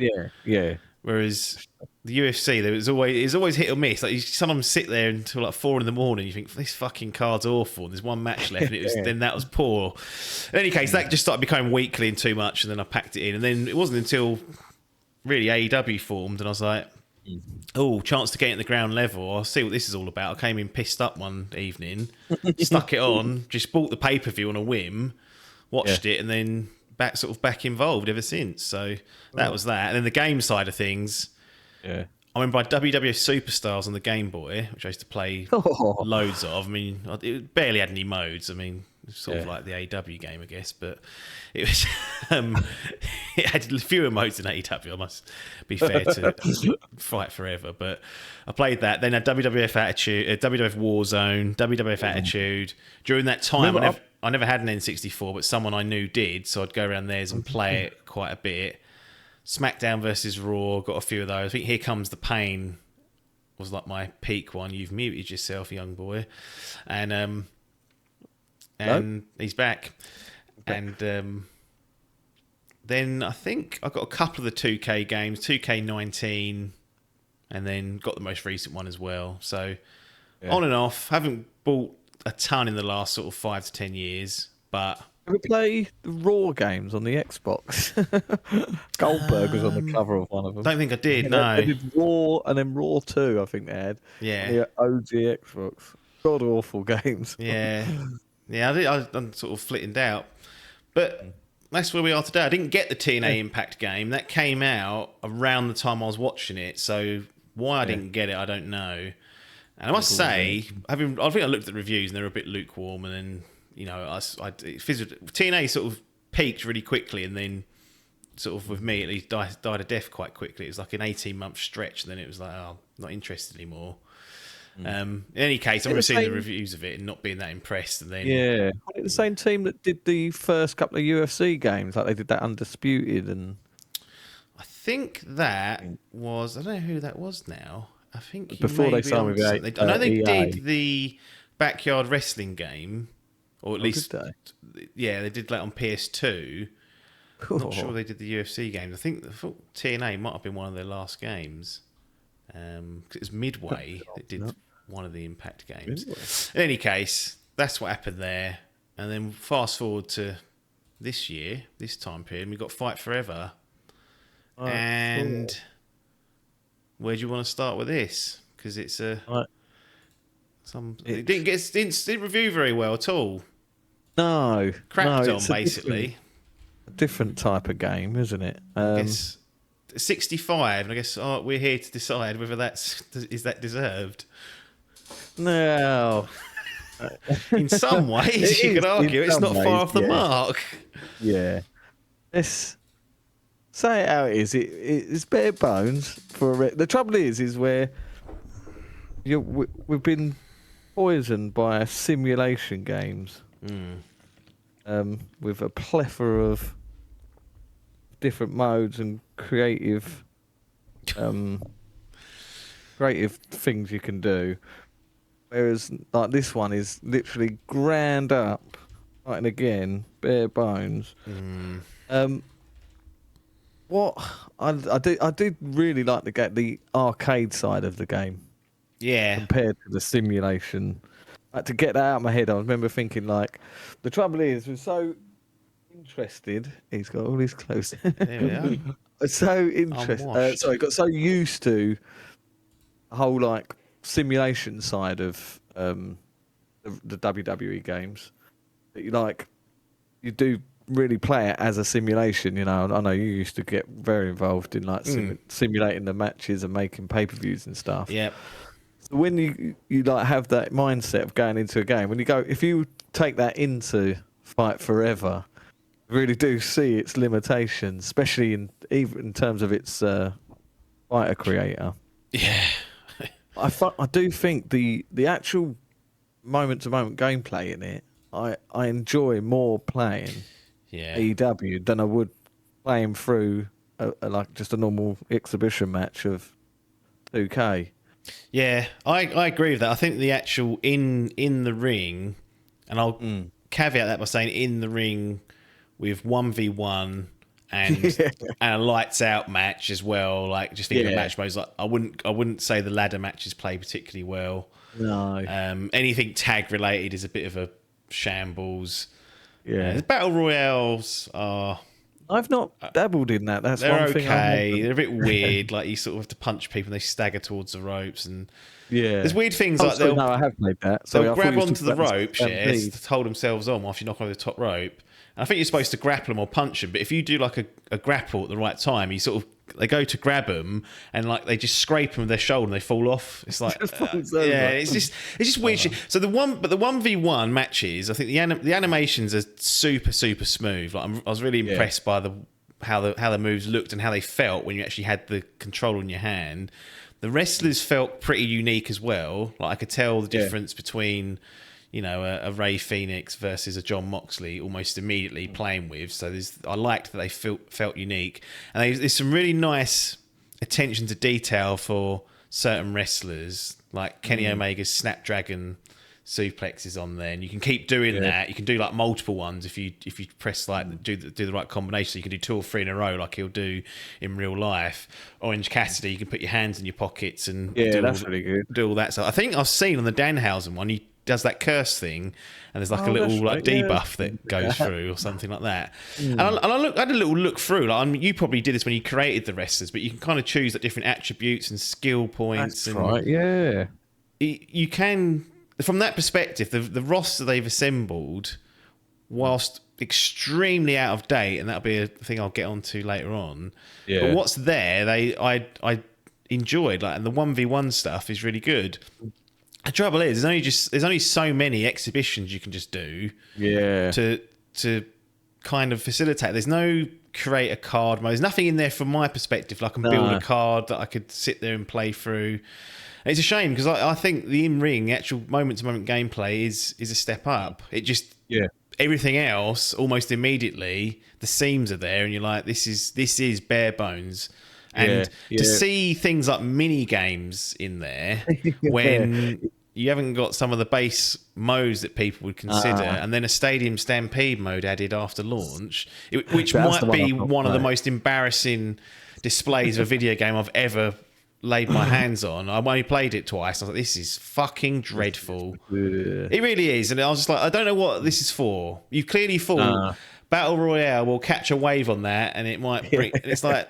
fine if you've got everything else in your house in order. But as you discovered, the creator wrestler is bare bones at best. I mean, you had a good go at trying to create wrestlers that have been champion and were champion at the time that weren't in the game.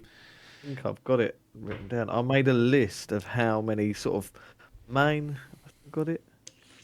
Oh, I think I deleted it now. I made a list of all the sort of main wrestlers that are on the weekly shows who were missing. Well, look, I've got a few here. Jamie Hayter weren't there. She was the women's champion at the time. Champion at the time. Takeshita not there. Toni Storm not there. Saraya not there. She's a champion. Buddy Matthews not there. Brody King not there. Samoa Joe not there. Claudio not there.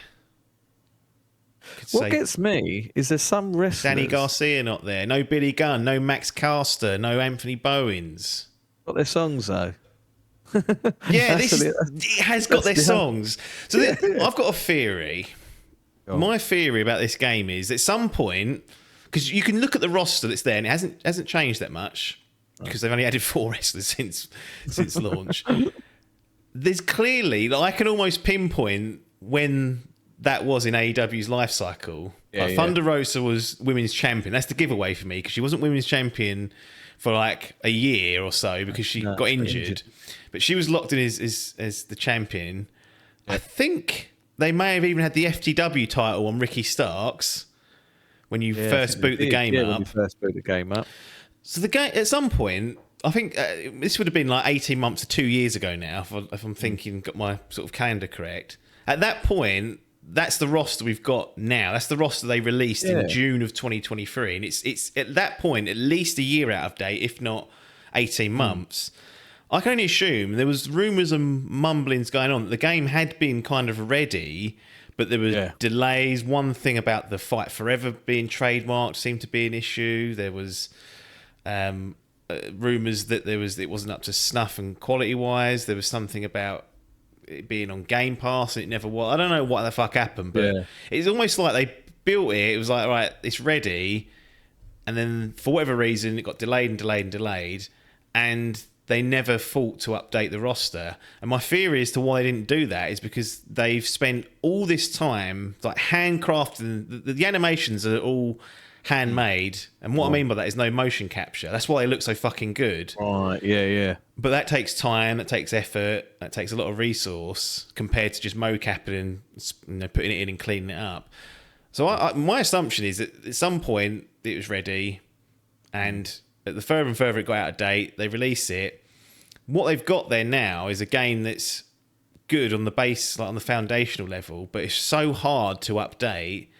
It's so hard. They haven't got the tools to quickly create a new wrestler, to quickly add someone new, to quickly update certain things.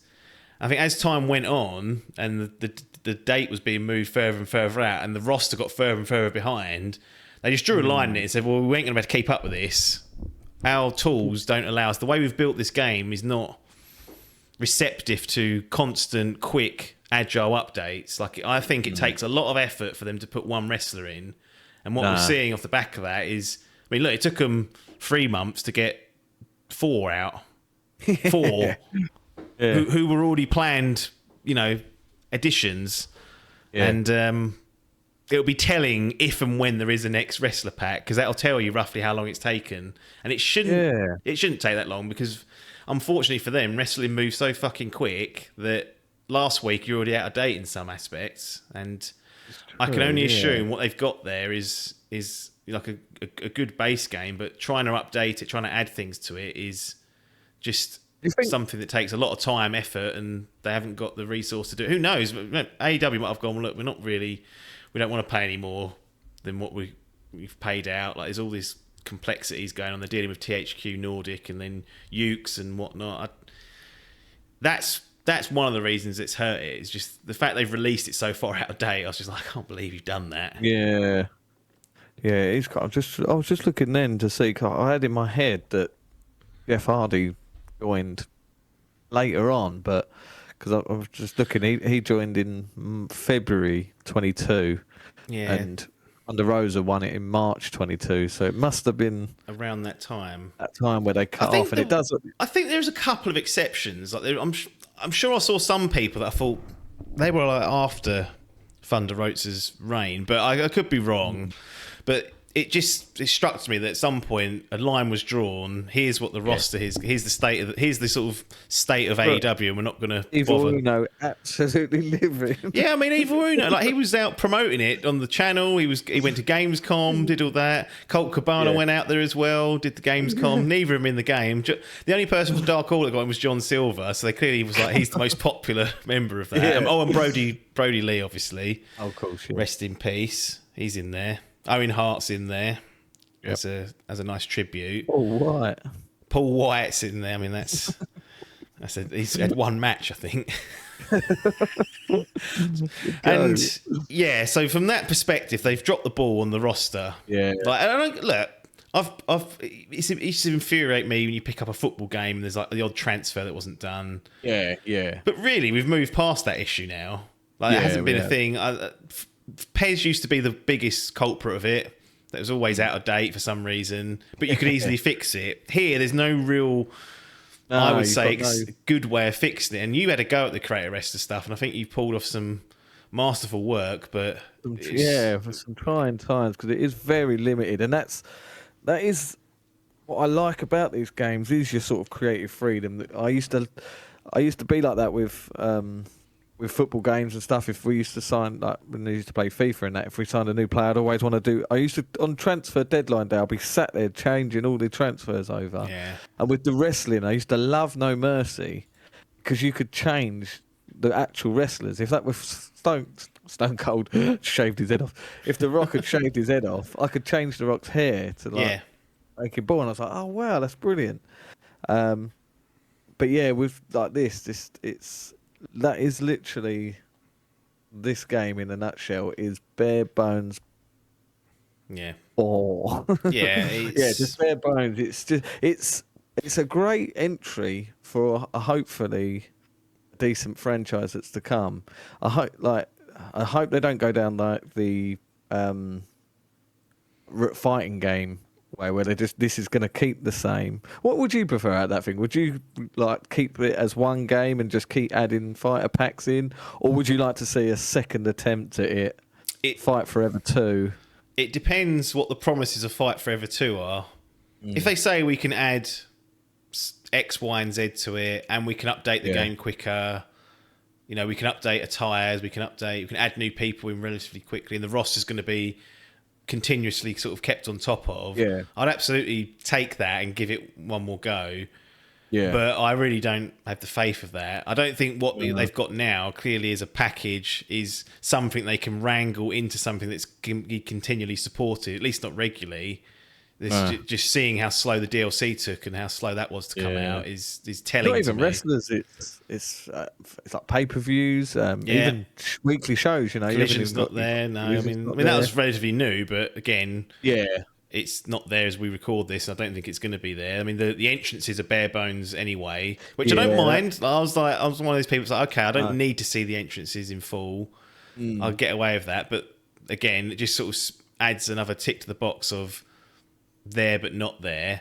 And then really, I mean, the meat of the game that they try and wrangle you down, because it is just exhibition, there's online, and then there is Rose to the Elite. Rose to the thing. So cards on the table with this thing. I've only ever completed it once. How many times have you done it? Well, I got the platinum trophy in this, didn't I? Of so course, yeah. I think it's 10 times. 10 times. 10 times. Now you can skip through. You can get it done in like 90 minutes, basically, if you skip through all the shit. I've seen every. I mean, this is so fucking weird. It's such a weird mode. I've never played anything like it. What would you describe it as? It's almost. It's not really a story mode because there's no. Basically, the game is split up into 4 blocks, they call it, and there's 4 scenarios that you'll play out, and each of them leads to a pay-per-view. And I think it's supposed to take place over a calendar year, but the key thing that they miss out on is there's no continuity between each of the scenarios. So, like, you could win the world title in the first block, and then the next block you don't have the belt, and you don't know what's happened to it. It's almost like they're separate fucking timelines or something. Like they don't reference it, and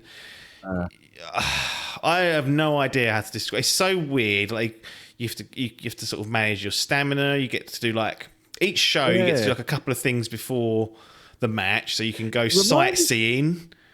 It reminded me of like the UFC career. Was it UFC or the boxing career mode where you had to like train in the thing, but then you had to manage. You could injure yourself, or you.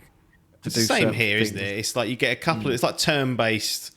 Like you get 3 turns per week and a match. Then you decide whether you want to train, whether you want to go out and promote yourself, which gives you popularity. Which I don't know what even that gives you in the end. It's some sort of useful stat that can be used for. Then if you win or lose your match, there is sort of little bits of branching bits if you win or lose, but it's only for that scenario. So it's only for one of those 4 blocks.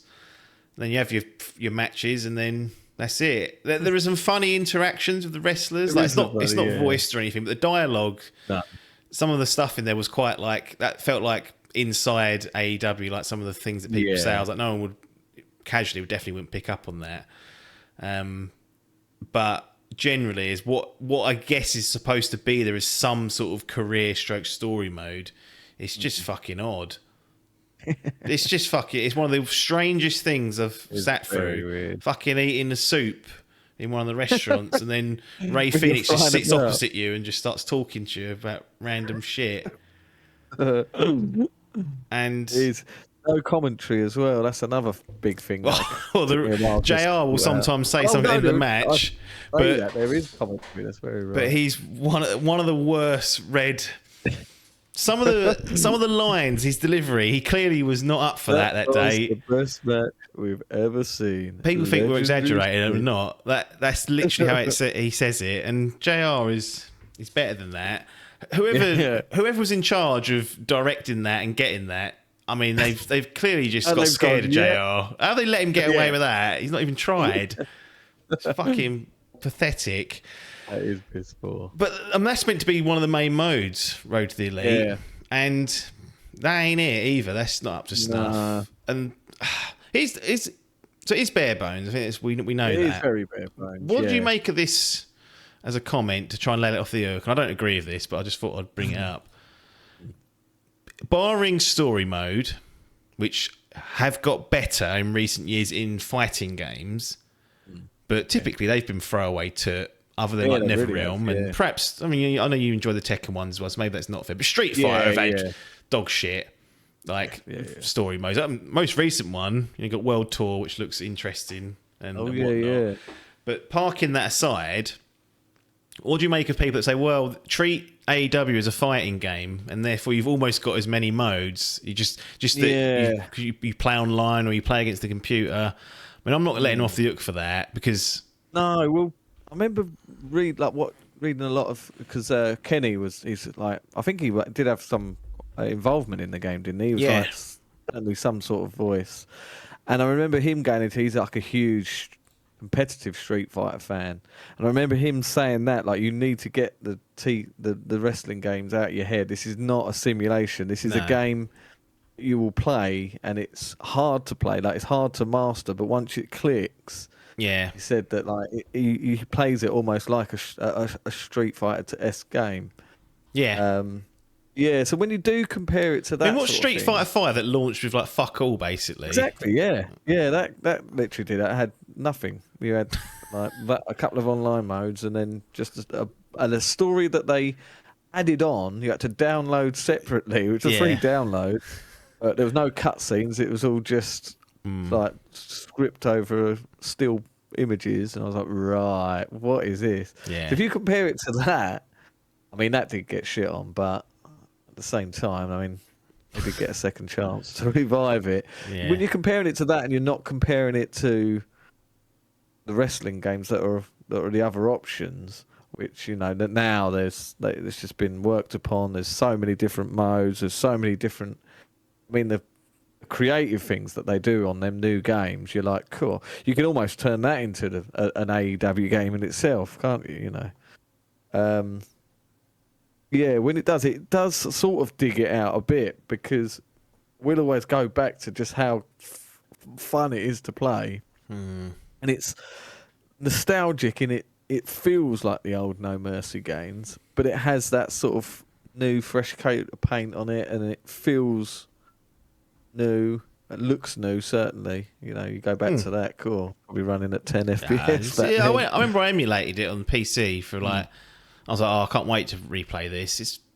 No, it's piss. it was part of its time. I'm not going to slag it off, but you play that now, you'd be like, good lord, like it was what it was. I'm too scared to go and get that Master Collection from Konami. Well, although I did see there's a platinum today, so that's got me sniffing, but and it's doable as well. Is it? But it's just I'm gonna complete it on like European Extreme in like 1 hour. I remember they were fucking bullshit. Yeah, but no, I mean, no sight on radar, impossible. Oh yeah, one of the modes used to turn that off. I'm sure. I think it was European Extreme. It was. Yeah, I was like, Jesus. There's none of that faint fuck. No. So yeah, there's. It's difficult to look at this as a whole package because when you do, there are a lot of negatives towards it in terms of its bare. No international title. Oh yeah, that's it. More titles missing. The Women's Championship is its old design. Oh yeah, no trios. No trios. No trio match, is there? No, it's no triple threat, I think. A 4 in the ring at once, that's it. That's all you've got in the Battle Royale. Yeah. No, if you've got the Hardy, the Matt Hardy download, it doesn't add the Hardys as a team. Oh, sorry, it doesn't add... Sorry, FTR, you have to add them manually as a team when you download them. No collision arena mentioned. No way of turning rope break or count out or DQs off manually. You can't manually select who the Casino Battle Royale competitors are. The win-loss records get scrubbed if you start your second BTE. I know that's still a bug, but it happened on mine. It scrubbed all the stats clean. I'd like a manual way of doing that, just scrubbing them clean, because then I could actually start some sort of offline universe. But it doesn't give you that. It really is. It just in some ways an embarrassment. There's nothing elite. There's nothing elite about a lot of this.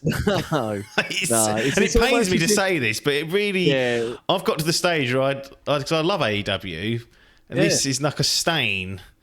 Yeah, it's another stain, like that NXT thumping him in the ratings. Another stain. Tony Khan meltdowns on Twitter. Another stain, and now Fight Forever adds to that stain. It really does. Yeah, and it's not holding much hope, like you say, with the lackluster support that it's getting and the slow-moving DLC. The only plus is that that sounds like they are still working on it. So I hope to see. They must have one person working on it. It's Kenny himself. He's like, just Kenny on his own, coding away. Let's get something out here. Fucking hell. So yeah, I mean, aside the moment-to-moment gameplay of how smooth it feels and snappy and arcadey, and it has taken me back. Like that's the trouble, because that's all it has. It's not made me want to go back to it and go, right, fucking hell, I'm gonna after an AEW event that we went and saw. It didn't grab me and go, right, let's go back to it. Yeah. You can play a couple of matches and think, oh, it's quite fun, but you can easily get bored straight away after it because you're not got fuck all to do. No, that's where, I mean, I could create an offline spreadsheet and I could set something up and do that if I really wanted to, but I never could be bothered because I couldn't get the stats to reset on the records, and I wanted a clean record track. Yeah. Plus, I didn't trust the game not to delete it randomly since it already happened once. But yeah, it's just one of those blows. Shame. I think the only thing I'd like to see is like a bit like, no, not in the same vein, but like a Days Gone.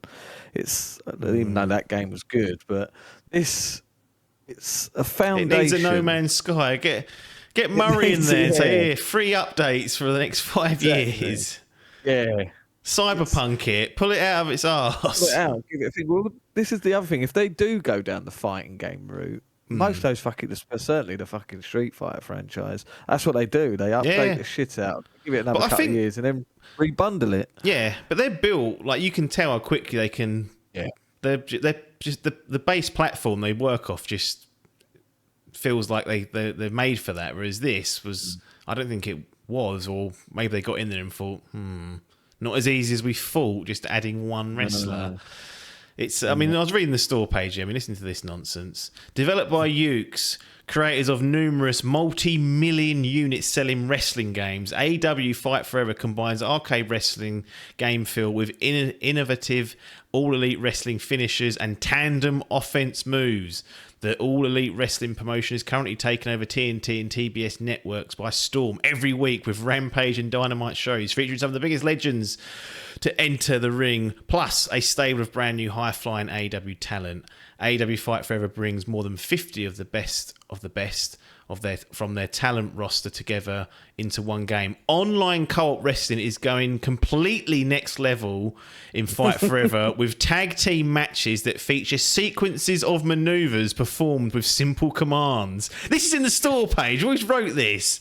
More than 10 different game mode types, including unsanctioned lights out match, falls count anywhere, plus more than 40 weapons, deep customization, career mode, and mini games all the way in AEW Fight Forever. Now, I will say I had a lot of fun in the unsanctioned lights out mode. That was like the bloodiness and the thumbtacks and the So there's bits in there that it's flashes of greatness. Yeah, there's flashes of I say greatness.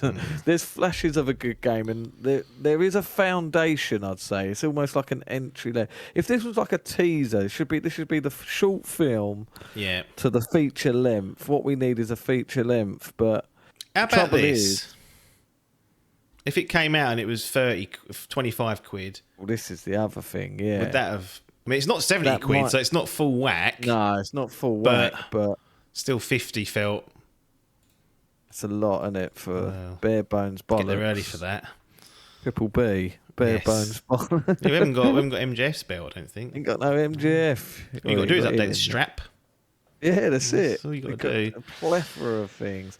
So no, it's a shame. It is a damn shame because we was very much, even though we knew we was like before it came out, we was apprehensive. Why Paper put this in his fantasy gaming league? I don't know. I was like, this ain't going to score very well. Can almost. What's it sitting on now? Is it 65? 65, yeah. So still, I think it's below. I think it might have been dropped below Callisto Protocol, one of our other favourite worst games. Let's have a look. Callisto Protocol. Yeah, Callisto's a 67, so even that scraped itself out of the bins, whereas this got a 65. 65. Yeah, look, Paper Switch as well. I'm reluctant to even recommend it's like the hardest of hardcore fans because it's so out of date. Yeah, it is. It's like certainly now. Oh dear. Right, gaming gallery. This is the toughest thing. Does it go in? Well, we got platinum, gold, silver, bronze, but don't forget we've got the botchling bin now. Botchling bin. So which historically that's where things wouldn't go in the gallery, but now they go into the little botchling bin. So people when they're wandering around your exhibition, they're like, "Oh, what's in this bin?" Like, oh, dirty old filth in there. So what are you going to do? We've cracked on it. We've seen flashes of greatness and brilliance. Yeah. It's different. I mean, I've got the platinum trophy for it, so I'm to blame in some aspects. You're to blame for it. That, mate, I'll tell you what, that actually made... as soon as I'd done the platinum, I immediately, that's when I almost stopped. But just doing that had me playing it probably, and just having something to do. Yeah. Rather than aimlessly playing matches, so... Well, I've got to go through that fucking elite mode for another what it also 9 did, times. the trophies have there's it's so frustrating because the actual wrestling, like you can play it quite simply, but there's actually quite a lot of depth to it. Yeah, there's a lot of advanced moves that they do not tell you that it needs a better onboarding. That was the other thing as well. It did seem quite overwhelming at first. With the different sort of getting used to the controls. The tutorial isn't very good. No, they could have done with a proper training mode. Teach you how to do your kip ups and all that stuff. And that's it. Yeah. There's lots of advanced stuff in there. And only certain wrestlers have them as well. It kind of doesn't teach you that. But... I couldn't even fucking work out to jump over the rope, do a suicide dive or anything. Yeah. It really did take a little while. Anyway, so you got platinum, gold, silver, bronze, or the botchling bin. Botchling bin. I mean, I think I'm gonna just scrape a bronze as an AEW fan. If you're not a wrestling fan, if you're the Biffs, there's nothing of the world, here for you. There's nothing here for you. I think being a wrestling fan, you might get something out of it where it is the the little niche things like seeing the wrestlers do, what's that? Chain wrestling and stuff like that. Yeah. Which you don't even typically get that The sort AI of animation work. It's hard to initiate because the AI doesn't do the Exactly. do the thing that we need to do it. It's Yeah. But for how much fun I had playing these lights out modes, the bare bones of it, I think I might be very, very generous and let it scrape a bronze. Gotham Knight style. Gotham Knights, That got in for one environment or something, didn't it? Inside environments, that just did. But every other aspect of the game, it deserves to be in that botchling bin. Because it really is a bag of shit when you look at it as a whole package. What it could have been, Tony's fucking big thing is that he wants to fucking tear down this WWE universe. And this won't. One of the ways he could have done it is by coming out and bringing out an absolute fucking stellar game and taking them all their fucking wrestling fans that play the game, getting them over to here. A few of them jumped on, and because there is some funny when there was I remember when it first come out, and there was all of them streams. There's people fucking playing like Chris Statlander versus Darby Allin, and they were skateboarding around the ring. Yeah, it's weird. I thought it was going to do really well, like in the streaming community, because I thought it was just such a sort of jokey game. Yeah. The arcadeness and silliness of it would really sort of lend itself to the streaming community. Alas, it didn't. There was a couple of streams, and then they probably played the game and went, "Fuck me, this is boring." Yeah, I mean, that's important. Note, intergender is completely allowed. Yeah, So you can do. Yeah, it really does. Yeah, it does. It kind of lets you do whatever you want in that sense, which is handy for people. It is completely stripped away the simulation aspect of the wrestling games, which, I do like a bit of it because. You don't have the AEW version, so you want to sort of have that as well. But there just wasn't enough. And when you look at it as a whole package, it's a bare bones bollocks, triple B of gaming. The real triple B. As a triple B, as wrestling fans, I will give Tony the benefit of the doubt because he has made a foundation. Make another one and even take a couple of years and fucking sort it out. Sort it out, you fuck. Yeah. What say you? Do you agree or are you in it? I mean, I agree in the sense that you enjoyed your time. Wow.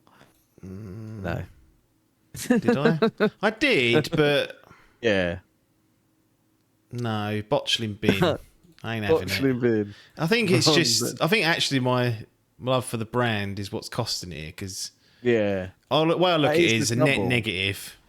It's a net negative on the brand. You can't recommend it to anyone really. No, in good faith. This is what I was just thinking. I think even if we would have played like an old wrestling game back in the day, I think if he was to play this now, I just think of his reaction to it. Yeah, and anyone else who you thought just. Well, so even someone like a Salmon who plays regularly fighting games, give it to it and just go, right, I'm going to get into these wrestling games. Let's have a look at this.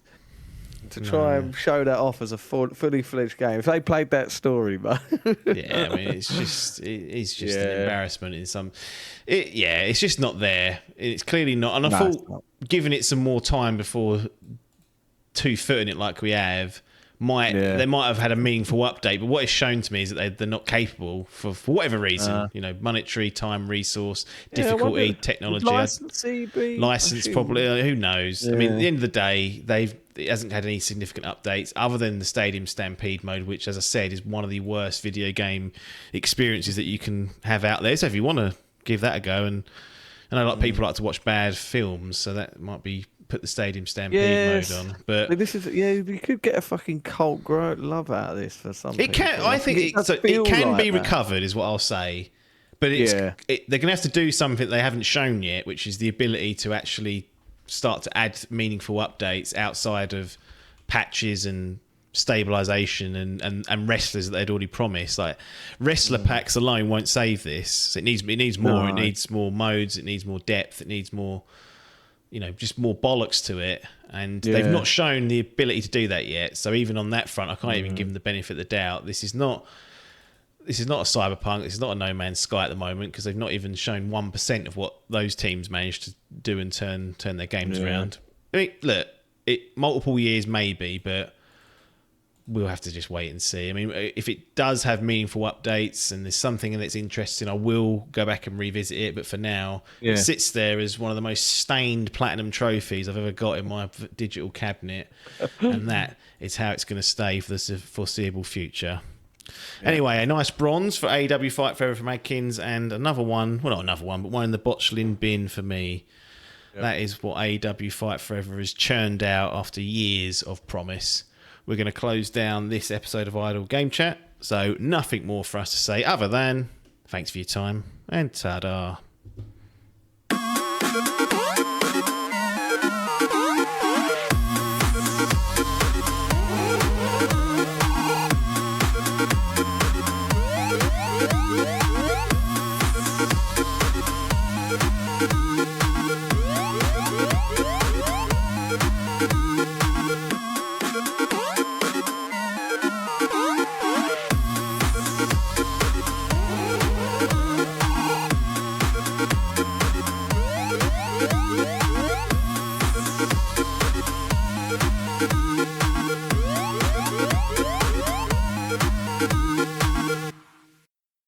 This was a Dimp Digital production.